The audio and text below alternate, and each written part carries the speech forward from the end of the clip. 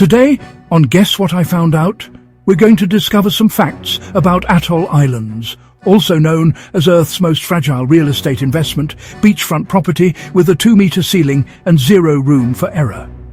Yes, Curious George, these islands are basically coral donuts floating just above sea level, daring the ocean to blink first. And here's the hook. Scientists once thought these islands were doomed to drown quietly, but it turns out they're more like shape-shifting survivors with a few very specific rules. Let's break it down. Atolls form when ancient volcanoes sink into the sea, leaving coral reefs to build a ring around the crater, nature's way of saying the mountain is gone, but I made jewelry. Most atolls live in the Pacific Ocean and sit under 2 meters above sea level, which means sea level rise isn't a future problem. It's a daily inconvenience that shows up uninvited.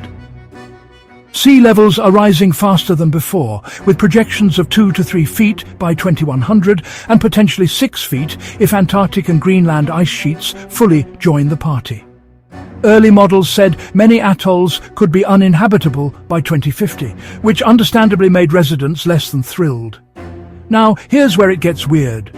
Some studies showed atolls were stable or even growing.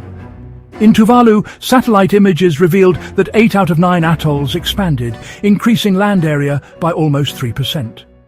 Cue global sigh of relief. Except locals were like, cool charts, we're still flooding.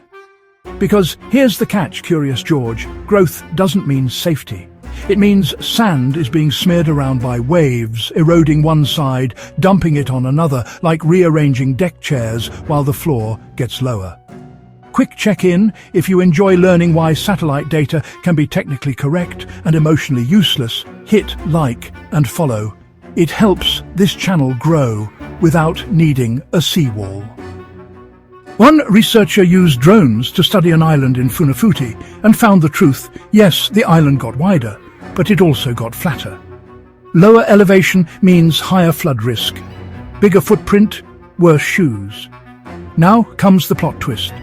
Scientists realized flooding might actually be the solution. When floodwaters wash over reefs, they carry coral sand and debris onto the island, stacking it higher. That's literally how atolls formed in the first place. Storms and hurricanes are not just chaos machines, they're sediment delivery services. But this only works if coral reefs are healthy and humans don't block the process. Coral bleaching kills sediment supply. Seawalls, roads and buildings stop floodwaters from depositing sand, which means our attempts to protect islands may actually be sabotaging them. 2 popular solutions fail long-term.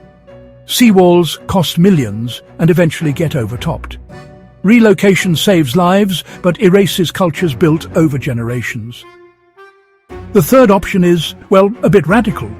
Let nature do its thing. Leave buffer zones, avoid building in flood paths, and, allow islands to move upward and inland as seas rise. Or, as scientists politely put it, the islands will not drown, they will evolve. Another reminder, Curious George, if you're enjoying watching nature outsmart human engineering, follow the page for more fun fact videos that question everything you thought was solid ground. So let's bring it home. Atolls aren't static. They're alive, dynamic, and constantly reshaping themselves.